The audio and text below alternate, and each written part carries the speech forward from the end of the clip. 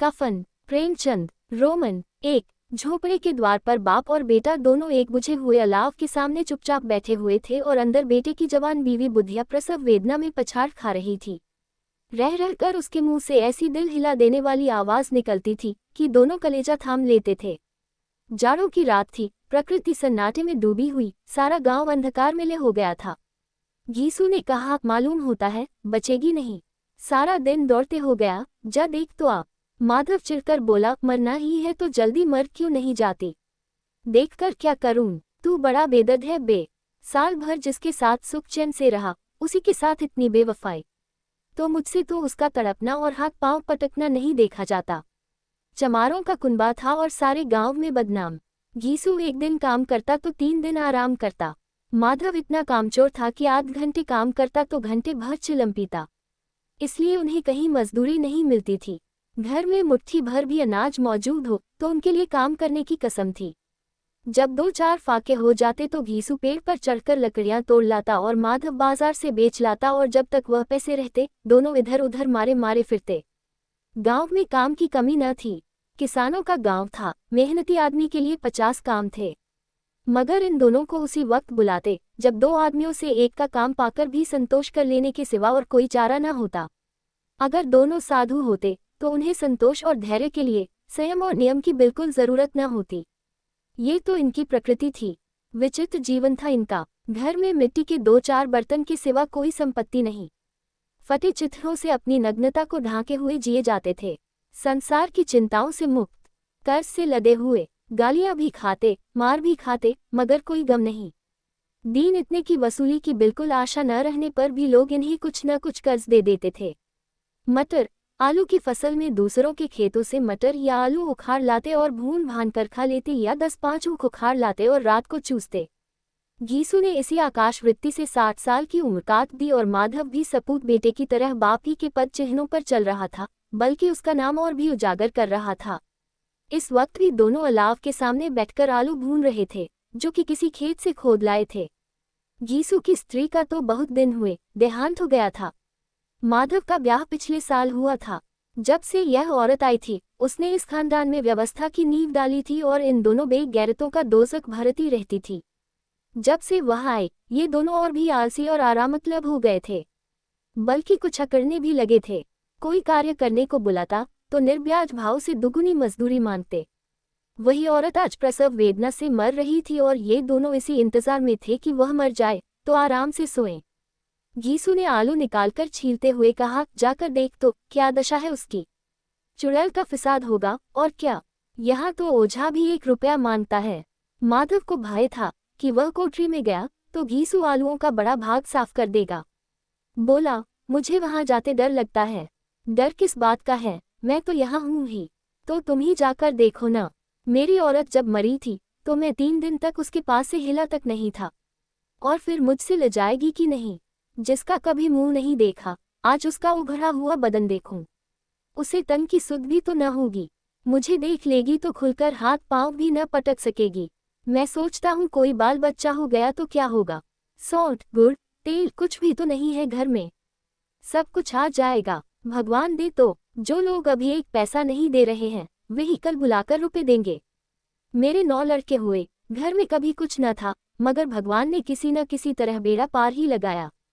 जिस समाज में रात दिन मेहनत करने वालों की हालत उनकी हालत से कुछ बहुत अच्छी न थी, और किसानों के मुकाबले में वे लोग जो किसानों की दुर्बलताओं से लाभ उठाना जानते थे कहीं ज्यादा संपन्न थे, वहां इस तरह की मनोवृत्ति का पैदा हो जाना कोई अचरज की बात न थी। हम तो कहेंगे घीसू किसानों से कहीं ज्यादा विचारवान था और किसानों के विचार शून्य समूह में शामिल होने के बदले बैठकबाजों की कुत्सित मंडली में जा मिला था। हाँ, उसमें ये शक्ति न थी कि बैठकबाजों के नियम और नीति का पालन करता। इसलिए जहां उसकी मंडली के और लोग गांव के सरगना और मुखिया बने हुए थे उस पर सारा गांव उंगली उठाता था। फिर भी उसे ये तस्कीन तो थी ही कि अगर वह फटेहाल है तो कम से कम उसे किसानों की सीजी तोड़ मेहनत तो नहीं करनी पड़ती, और उसकी सरलता और निरीहता से दूसरे लोग बेजा फायदा तो नहीं उठाते। दोनों आलू निकाल निकाल कर जलते जलते खाने लगे। कल से कुछ नहीं खाया था, इतना सब्र न था कि ठंडा हो जाने दें। कई बार दोनों की जबानें जल गईं। छिल जाने पर आलू का बाहरी हिस्सा जबान, हलक और तालू को जला देता था और उस अंगारे को मुंह में रखने से ज्यादा खैरियत इसी में थी कि वह अंदर पहुंच जाए। वहां उसे ठंडा करने के लिए काफी सामान थे, इसलिए दोनों जल्द जल्द निगल जाते। हालांकि इस कोशिश में उनकी आंखों से आंसू निकल आते। गीसू को उस वक्त ठाकुर की बारात याद आई जिसमें 20 साल पहले वह गया था। उस दावत में उसे जो तृप्ति मिली थी वह उसके जीवन में एक याद रखने लायक बात थी, और आज भी उसकी याद ताज़ा थी। बोला वह भोज नहीं भूलता। तब से फिर उस तरह का खाना और भरपेट नहीं मिला। लड़की वालों ने सबको भरपेट पूरियां खिलाई थी, सबको, छोटे बड़े सबने पूरियां खाई और असली घी की चटनी, रायता, 3 तरह के सूखे साग, एक रसेदार तरकारी, दही, चटनी, मिठाई। अब क्या बताऊं कि उस भोज में क्या स्वाद मिला। कोई रोक टोक नहीं थी, जो चीज चाहो मांगो, जितना चाहो खाओ। लोगों ने ऐसा खाया कि किसी से पानी न पिया गया। मगर परोसने वाले हैं कि पत्तल में गर्म गर्म गोल गोल सुवासित कचौरियां डाल देते हैं। मना करते हैं कि नहीं चाहिए, पत्तल पर हाथ रोके हुए हैं, मगर वह है कि दिए जाते हैं। और जब सबने मुंह धो लिया तो पान इलायची भी मिली, मगर मुझे पान लेने की कहाँ सुध थी। खड़ा हुआ न जाता था, चटपट जाकर अपने कंबल पर लेट गया। ऐसा दिल दरियाव था वह ठाकुर। माधव ने इन पदार्थों का मन ही मन मजा लेते हुए कहा, अब हमें कोई ऐसा भोज नहीं खिलाता। अब कोई क्या खिलाएगा, वह जमाना दूसरा था। अब तो सबको किफायत सूझती है। शादी ब्याह में मत खर्च करो, क्रियाकर्म में मत खर्च करो। पूछो, गरीबों का माल बटोर बटोर कर कहाँ रखोगे। बटोरने में तो कमी नहीं है, हाँ खर्च में किफायत सूझती है। तुमने एक 20 पूरियां खाए होंगी, 20 से ज्यादा खाए थीं। मैं 50 खा जाता, 50 से कम मैंने न खाए होंगी। अच्छा पका था, तू तो मेरा आधा भी नहीं है। आलू खाकर दोनों ने पानी पिया और वहीं अलाव के सामने अपनी धोतियां उड़कर पांव पेट में डाले सो रहे, जैसे 2 बड़े बड़े अजगर गेंडुलियां मारे पड़े हों। और बुधिया अभी तक कराह रही थी। सवेरे माधव ने कोठरी में जाकर देखा तो उसकी स्त्री ठंडी हो गई थी। उसके मुंह पर मक्खियां भिनक रही थीं, पथराई हुई आंखें ऊपर टंगी हुई थीं, सारी देह धूल से लथपथ हो रही थी। उसके पेट में बच्चा मर गया था। माधव भागा हुआ घीसू के पास आया, फिर दोनों जोर जोर से हाय हाय करने और छाती पीटने लगे। पड़ोस वालों ने ये रोना धोना सुना तो दौड़े हुए आए और पुरानी मर्यादा के अनुसार इन अभागों को समझाने लगे। मगर ज्यादा रोने पीटने का अवसर न था, कफन की और लकड़ी की फिक्र करनी थी। घर में तो पैसा इस तरह गायब था जैसे चील के घोंसले में मांस। बाप बेटे रोते हुए गांव के जमींदार के पास गए। वह इन दोनों की सूरत से नफरत करते थे। कई बार इन्हें अपने हाथों से पीट चुके थे, चोरी करने के लिए, वादे पर काम पर न आने के लिए। पूछा, क्या है बे घिसुआ, रोता क्यों है। अब तो तू कहीं दिखलाई भी नहीं देता, मालूम होता है इस गांव में रहना नहीं चाहता। घीसू ने जमीन पर सिर रखकर आंखों में आंसू भरे हुए कहा, सरकार बड़ी विपत्ति में हूँ। माधव की घरवाली रात को गुजर गई, रात भर तड़पती रही सरकार। हम दोनों उसके सिरहाने बैठे रहे, दवा दारू जो कुछ हो सका सब कुछ किया, मुदा वह हमें दगा दे गई। अब कोई एक रोटी देने वाला भी न रहा मालिक, तबाह हो गए, घर उजड़ गया। आपका गुलाम हूँ, अब आपके सिवा कौन उसकी मिट्टी पार लगाएगा। हमारे हाथ में तो जो कुछ था वह सब तो दवा दारू में उठ गया। सरकार ही की दया होगी तो उसकी मिट्टी उठेगी, आपके सिवा किसके द्वार पर जाऊं। जमींदार साहब दयालु थे, मगर घीसू पर दया करना काले कंबल पर रंग चढ़ाना था। जी में तो आया, कह दे चल दूर हो यहाँ से। यूं तो बुलाने से भी नहीं आता, आज जब गर्ज पड़ी तो आकर खुशामद कर रहा है। हरामखोर कहीं का, बदमाश। लेकिन ये क्रोध या दंड देने का अवसर न था। जी में कुलते हुए 2 रुपए निकालकर फेंक दिए, मगर सांत्वना का एक शब्द भी मुंह से न निकला। उसकी तरफ ताका तक नहीं, जैसे सिर का बोझ उतारा हो। जब जमींदार साहब ने 2 रुपए दिए तो गांव के बनिए महाजनों को इनकार का साहस कैसे होता। घीसू जमींदार के नाम का ढिंढोरा भी पीटना खूब जानता था। किसी ने 2 आने दिए, किसी ने 4 आने। 1 घंटे में घीसू के पास 5 रुपए की अच्छी रकम जमा हो गई। कहीं से अनाज मिल गया, कहीं से लकड़ी। और दोपहर को घीसू और माधव बाजार से कफन लाने चले। इधर लोग बांस वांस काटने लगे। गांव की नर्म दिल स्त्रियां आकर लाश देखती थीं और उसकी बेकसी पर 2 बूंद आंसू गिराकर चली जाती थीं। 3 बाजार में पहुंचकर घीसू बोला, लकड़ी तो उसे जलाने भर को मिल गई है, क्यों माधव। माधव बोला, हाँ लकड़ी तो बहुत है, अब कफन चाहिए। तो चलो कोई हल्का सा कफन ले लें। हाँ और क्या, लाश उठते उठते रात हो जाएगी, रात को कफन कौन देखता है। कैसा बुरा रिवाज है कि जिसे जीते जी तन ढांकने को चिथड़ा भी न मिले, उसे मरने पर नया कफन चाहिए। कफन लाश के साथ जल ही तो जाता है, और क्या रखा रहता है। यही 5 रुपए पहले मिलते तो कुछ दवा दारू कर लेते। दोनों एक दूसरे के मन की बात टाल रहे थे। बाजार में इधर उधर घूमते रहे। कभी इस बाजार की दुकान पर गए, कभी उसकी दुकान पर। तरह तरह के कपड़े, रेशमी और सूती देखे, मगर कुछ जचा नहीं। यहाँ तक कि शाम हो गई। तब दोनों न जाने किस दैवी प्रेरणा से एक मधुशाला के सामने जा पहुंचे, और जैसे किसी पूर्व निश्चित व्यवस्था से अंदर चले गए। वहां जरा देर तक दोनों असमंजस में खड़े रहे। फिर घीसू ने गद्दी के सामने जाकर कहा, साहू जी, एक बोतल हमें भी देना। इसके बाद कुछ चिखौना आया, तली हुई मछली आई और दोनों बरामदे में बैठकर शांतिपूर्वक पीने लगे। कई कुज्जियां ताबड़तोड़ पीने के बाद दोनों सरूर में आ गए। घीसू बोला, कफन लगाने से क्या मिलता, आखिर जल ही तो जाता, कुछ बहू के साथ तो न जाता। माधव आसमान की तरफ देखकर बोला, मानव देवताओं को अपनी निष्पापता का साक्षी बना रहा हो। दुनिया का दस्तूर है, नहीं लोग बामनों को हजारों रुपए क्यों दे देते हैं। कौन देखता है परलोक में मिलता है या नहीं। बड़े आदमियों के पास धन है, फूंके। हमारे पास फूंकने को क्या है, लेकिन लोगों को जवाब क्या दोगे। लोग पूछेंगे नहीं, कफन कहाँ है।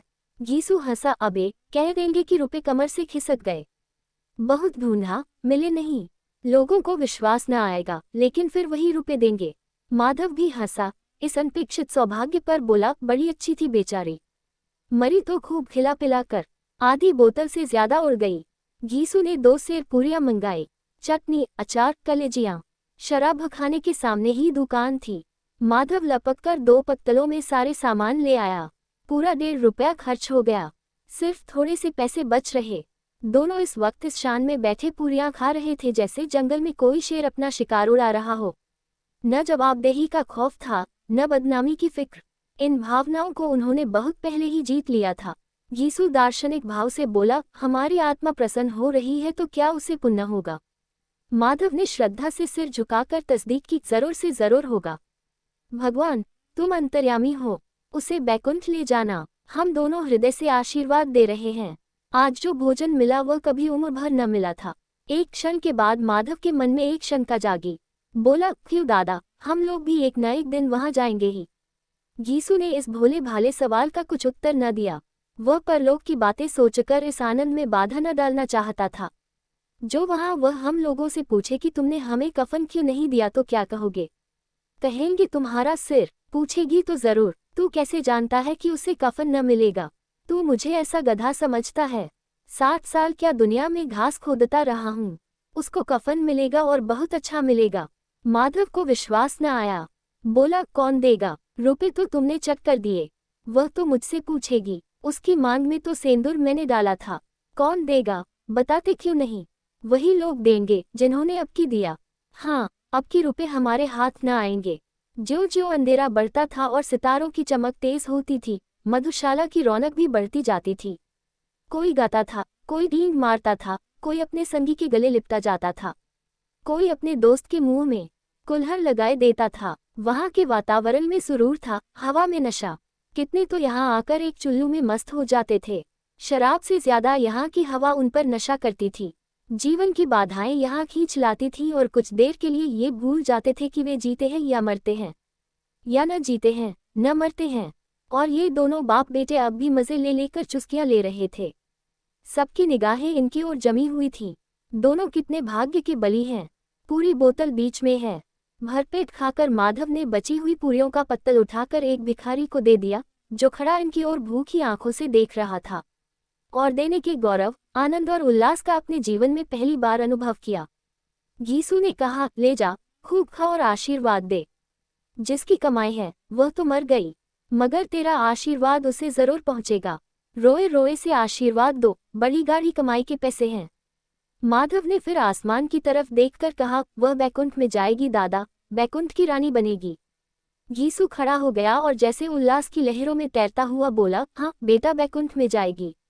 किसी को सताया नहीं, किसी को दबाया नहीं, मरते मरते हमारी जिंदगी की सबसे बड़ी लालसा पूरी कर गई। वह न बैकुंठ जाएगी तो क्या ये मोटे मोटे लोग जाएंगे, जो गरीबों को दोनों हाथों से लूटते हैं और अपने पाप को धोने के लिए गंगा में नहाते हैं और मंदिरों में जल चढ़ाते हैं। श्रद्धालुता का ये रंग तुरंत ही बदल गया। अस्थिरता नशे की खासियत है। दुख और निराशा का दौरा हुआ। माधव बोला, मगर दादा, बेचारी ने जिंदगी में बड़ा दुख होगा। कितना दुख झेलकर मरी। वह आंखों पर हाथ रखकर रोने लगा, चीखें मार मार कर। गीसू ने समझाया, क्यों रोता है बेटा, खुश हो कि वह माया जाल से मुक्त हो गई, जंजाल से छूट गई। बड़ी भाग्यवान थी जो इतनी जल्द माया मोह के बंधन तोड़ दिए। और दोनों खड़े होकर गाने लगे, ठगिनी क्यों नैना झमकावे, ठगिनी। पियक्कड़ों की आंखें इनकी ओर लगी हुई थीं और ये दोनों अपने दिल में मस्त गाए जाते थे। फिर दोनों नाचने लगे, उछले भी, कूदे भी, गिरे भी, मटके भी, भाव भी बनाए, अभिनय भी किए।